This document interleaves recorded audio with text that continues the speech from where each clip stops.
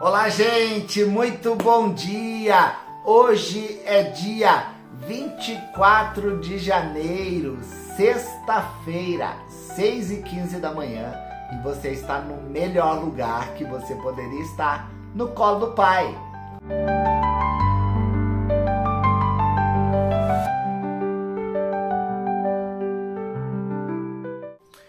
A palavra de hoje tem a ver com paternidade.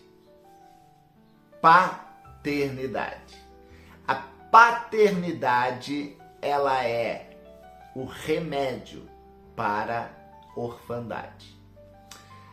Existem tantas e tantas pessoas que estão passando por dificuldades diversas no dia de hoje e são dificuldades e problemáticas que estão ancoradas ou fundamentadas na orfandade. A orfandade, de forma simples e prática, é a ausência de um pai.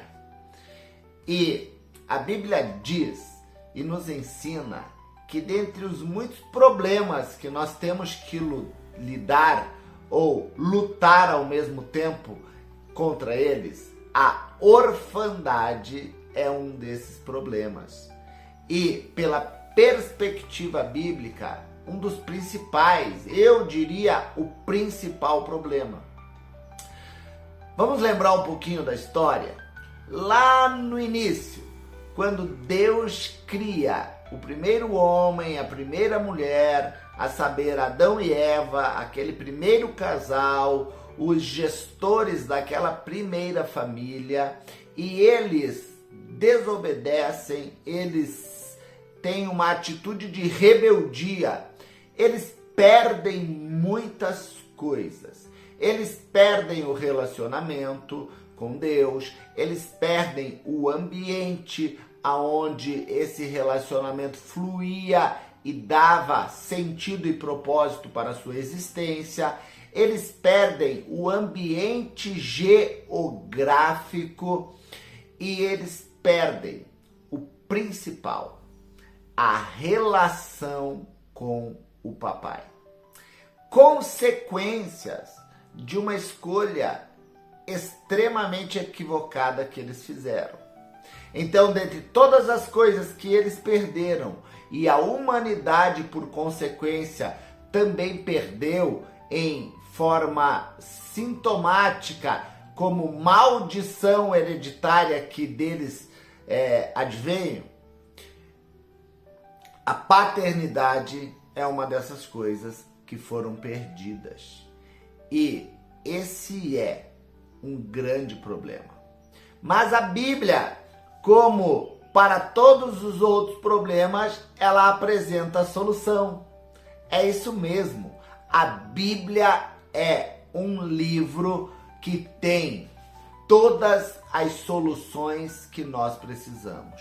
Qualquer assunto, qualquer problema, qualquer tipo de dificuldade, a Bíblia traz uma solução, um apontamento e uma orientação para nós.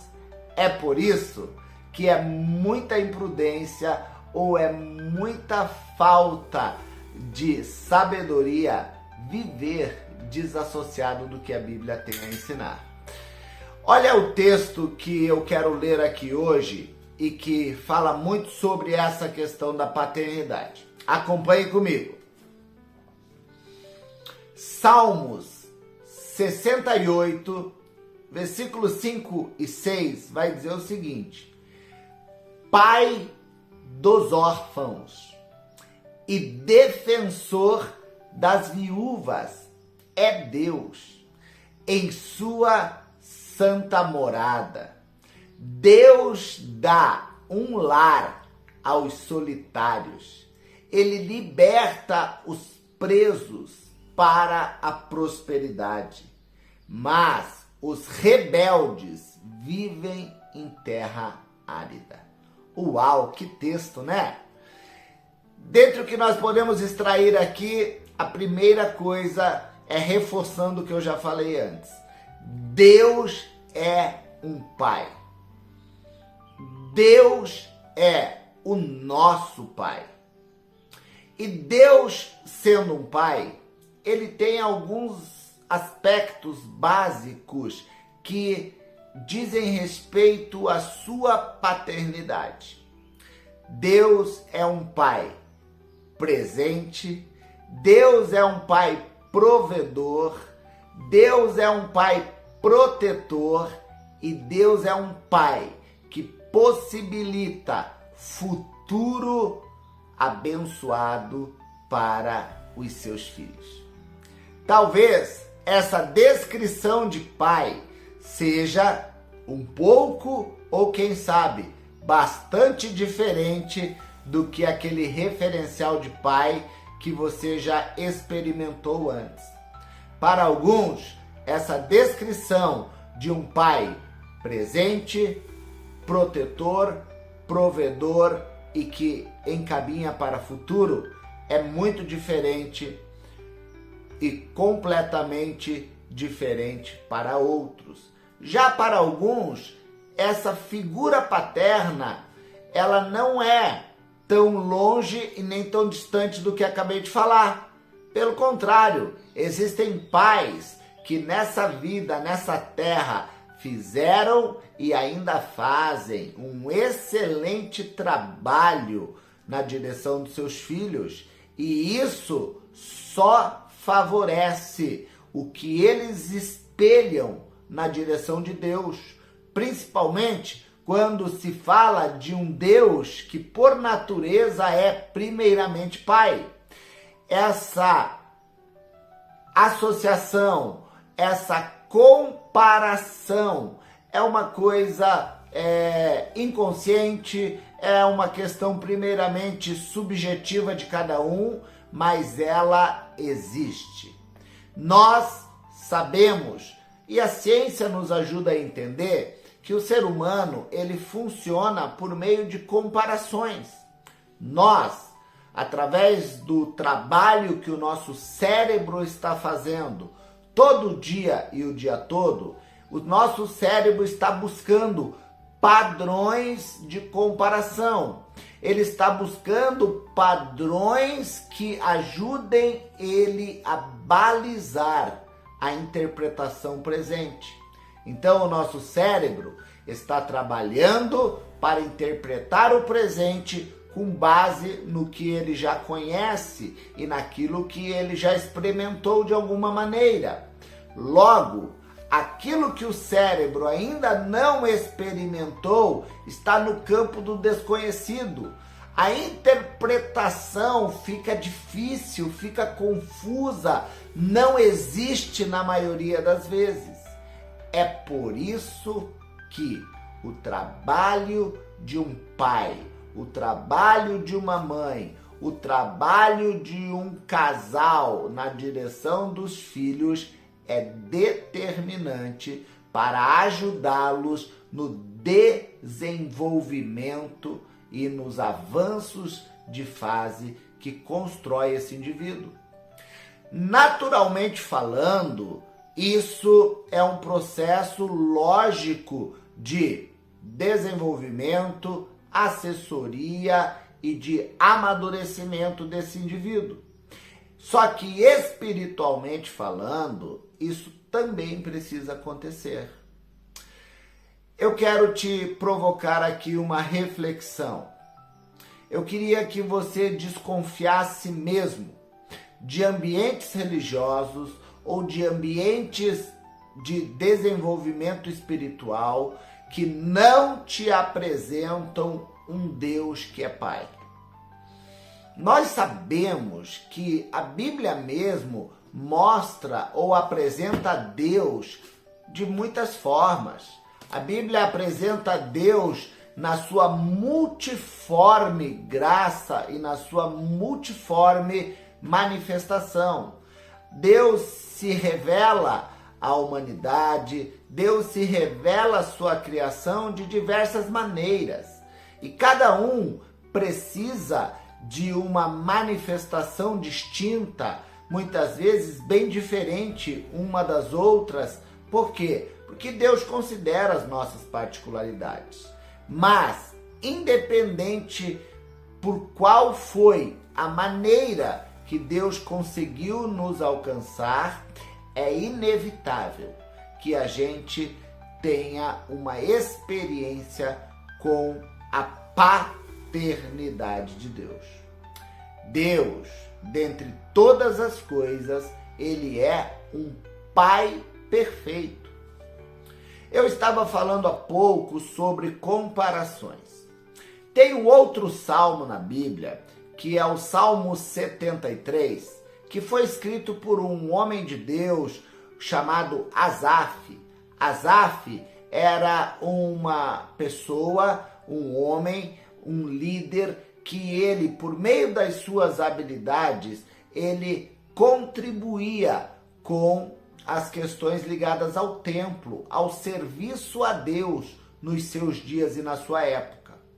E a Bíblia diz, através do Salmo 73, que Asaf, ele tinha uma percepção e uma perspectiva clara e direta em relação a Deus. E ele começa o Salmo 73 dizendo: Deus é bom. Mas logo nos momentos seguintes do mesmo salmo, a Bíblia nos mostra Asaf tirando os olhos de Deus e posicionando seus olhos para outra direção, aonde ele encontra outras pessoas e ele começa a observar o tipo de vida, o modo de vida daquelas pessoas. Ele olha para um outro lado e ele começa a olhar a vida dos vizinhos, começa a perceber o estilo de vida de pessoas que ele conhecia, e isso traz uma confusão para ele, a ponto de Asaf achar que a vida dele é pior do que a dos outros. A ponto de Asaf achar que a sua vida de temor, devoção a Deus, de relacionamento com Deus, era inútil comparada à vida que os outros tinham. E essa comparação, essa comparação foi algo tão danoso, foi algo que se tornou tão pesado para Asaf, que ele disse: isso se tornou um fardo tão pesado para mim, que eu não podia mais suportar. Ele estava vivendo uma pressão tão grande, oriunda da comparação, que isso se tornou um fardo que ele não podia carregar. Será que a sua vida não está pesada ou não está com um fardo sobrecarregado sobre você por meio das comparações que você tem feito? E nós, muitas vezes, nos movemos dessa maneira mesmo, nos comparando com outros. E tudo isso também está ligado ao nosso relacionamento com o Pai que nós temos ou com o Pai que nós tivemos. Sabe quem deve ou quem deveria ter mais nos afirmado como pessoa?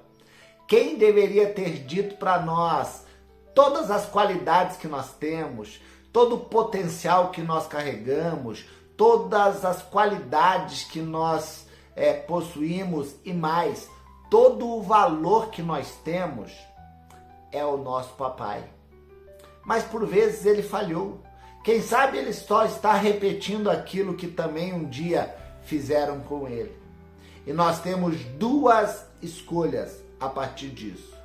Ou a gente perdoa e decide colocar na conta do poder do perdão as ausências e as faltas que nós tivemos, e nós nos associamos à ideia de que Deus é o nosso Pai e que Ele é um Pai perfeito e que será presente, protetor, provedor e que dará destino para a nossa vida, ou nós ficaremos presos a essas experiências do passado.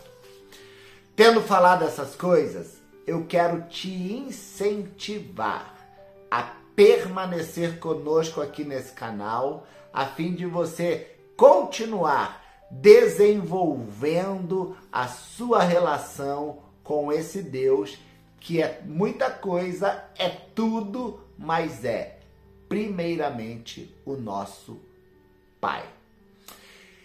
Eu espero que você tenha experiências poderosas com esse Deus que é Pai. Eu quero aproveitar e declarar sobre a sua vida experiências com um Deus que é o Papai, com esse Deus que é protetor, provedor e presente, e que você possa continuar conosco aqui se alimentando dos devocionais e da palavra de Deus. Foi um prazer estar aqui com você. Eu quero te estimular a fazer 3 tarefas básicas. Primeira, compartilhar essa mensagem com quem precisa ouvi-la. Segundo, se inscrever aqui no canal. Terceiro, ativar os sininhos para você receber as notificações das próximas mensagens. Nós nos vemos amanhã de novo aqui no Colo do Pai, o melhor lugar. Tchau!